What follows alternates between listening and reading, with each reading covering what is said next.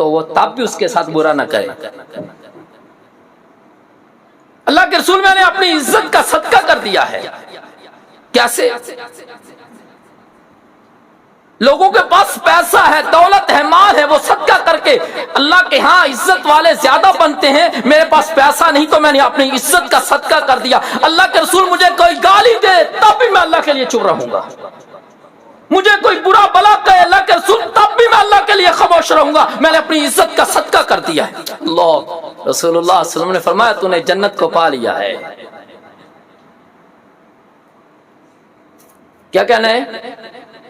انا صائم، میں روزے سے ہوں۔ یا ایک سوال ہے، میں نے کتاب لکھی ہے فلسفہ رمضان مبارک، آپ تک نہیں پہنچی کیونکہ وہ پہلے ہی سال ختم ہو گئی تھی، دوبارہ چھپ نہیں سکی۔ ایک سوال پیدا ہوتا ہے، ایک طرف تو آپ لڑ نہیں سکتے، گالی نہیں دے سکتے، دوسری طرف تلوار چلی تو غزوہ بدر ہوتا ہے 17 رمضان مبارک میں، فتح مکہ ہوتا ہے 20 رمضان مبارک میں، تو لہذا ایک طرف جہاد تلوار ہی چلتی ہے، دوسری طرف گالی بھی نہیں دی جا سکتی ہے۔ اس سوال کا حل بھی ہے اس کتاب میں،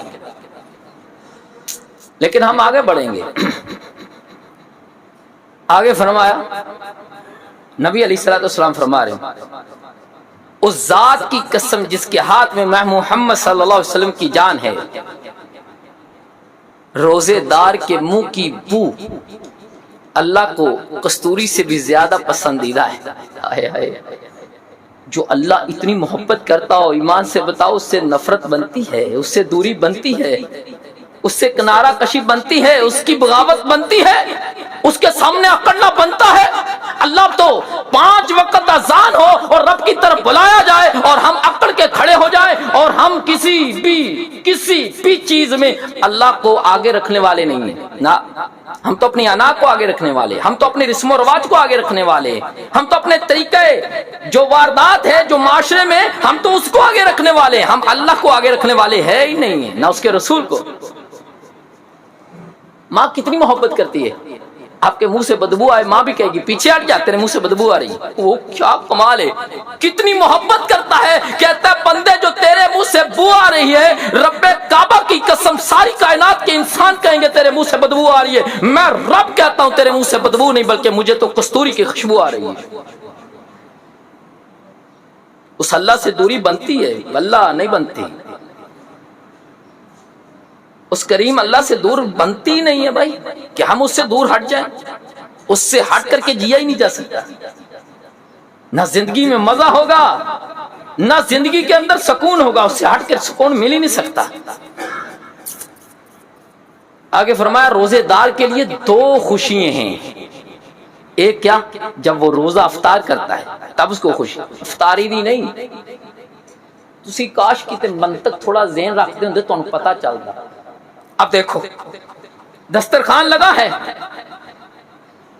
طرح طرح کے کھانے پڑے ہوئے ہیں اور رنگ برنگے پھل پڑے ہوئے ہیں اور کئی طرح کے مشروبات پڑے ہوئے ہیں، لیکن میں نہ تو پی سکتا ہوں، نہ کوئی پھل کھا سکتا ہوں اور نہ کوئی کھانا کھا سکتا ہوں، اس کا انتظار کر رہا ہوں اذان کا، حکم الہی کا۔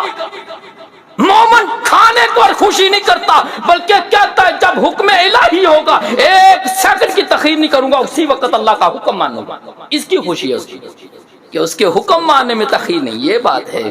اللہ اکبر، یہودی اسی لیے گمراہ ہوئے ہیں، وہ روزہ رکھتے اور کہتے ہیں ہمیں استطاعت ہے، ہم میں طاقت ہے، ہم 5 گھنٹے اور بھوکے رہ سکتے ہیں، نہیں، اگر جب غروب ہو گیا ہے سورج 1 منٹ کا بھی آپ انتظار کرتے ہیں تو رب کی قسم آپ خیر پر نہیں ہیں۔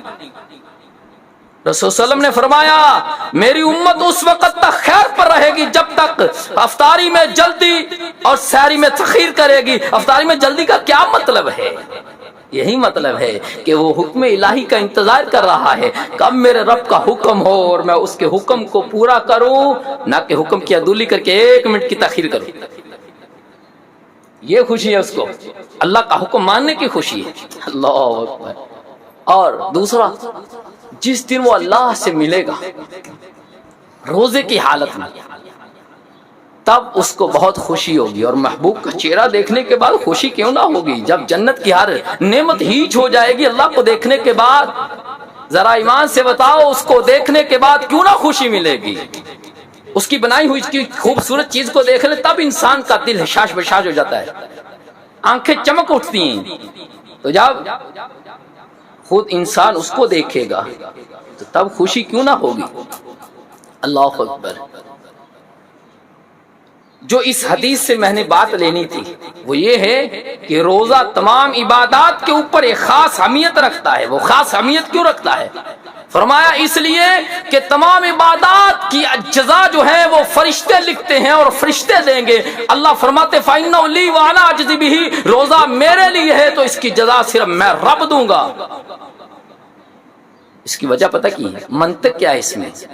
عقل کیا کہتی ہے؟ جتنی بھی عبادات ہیں روزے کے سوا، ان تمام عبادات کے اندر ریا، نمود و نمائش کا امکان ہو سکتا ہے، بالکل ہو سکتا ہے۔ ایک بندہ مثال کے طور پر نماز پڑھ رہا ہے اور نماز کے اندر بہت لمبا قیام کر رہا ہے، لمبے لمبے رکوع اور لمبے لمبے سجدے کر رہا ہے۔ ہو سکتا ہے اس کی یہ سوچ ہو کہ میں لوگوں کے اوپر پارسائی کا اور اپنی پرہیزگاری کا اور اپنے تقوی کا روب ڈالوں اور لوگ مجھے سمجھے کہ میں بہت پارسا اور نیک اور صالح اور متقی اور پرہیزگار ہوں۔ لوگوں کے ہاں پرہیزگار بننے کے لیے وہ لمبے لمبے سجدے کر رہا ہو، یہ امکان ہو سکتا ہے۔ ایک بندہ سخاوت کر رہا ہے، وہ دل کھول کر کے مال بانٹ رہا ہے غریبوں کے اندر، ساتھ ویڈیو بنا رہا ہے، تصویریں کھینچ رہا ہے، حد پہ گیا ہے سیلفی پہلے لے رہا ہے، امکان ہے۔ ہر عبادت کے اندر امکان ہے ریا، نمود و نمائش کا، ریاکاری کا۔ یہ سخی کہ لوگ مجھے کہیں میں بڑا سخی ہوں، میں بڑا بانٹنے والا ہوں، میں بڑا دینے والا ہوں، ہو سکتا ہے، امکان ہے۔ لیکن بھائیو روزہ ایسی عبادت ہے جس کے اندر ریا و نمود و نمائش کا مکان ہے ہی نہیں۔ اسی لیے اللہ فرماتے فَإِنَّهُ لِي وَأَنَا أَجْزِي بِهِ۔ کیسے؟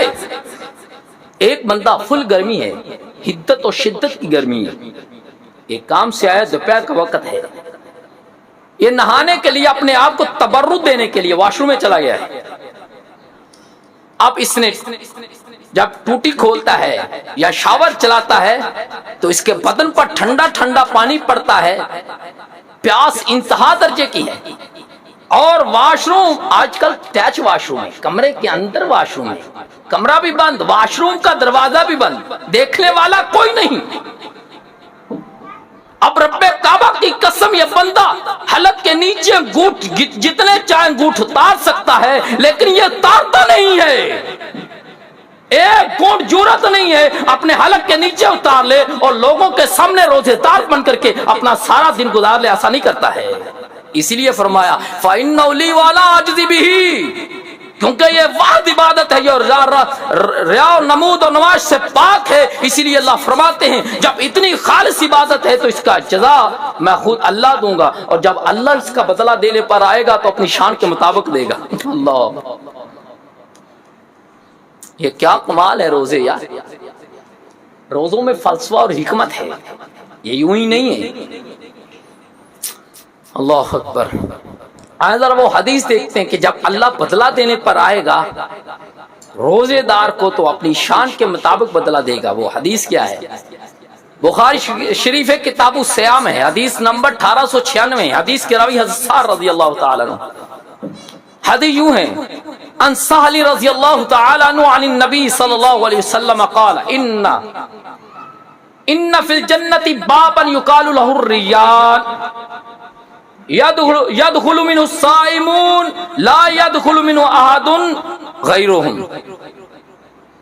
يقال اين الصائمون فيقومون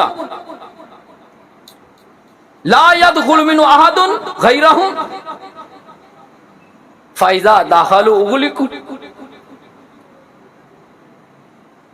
فلم يدخل منه احد۔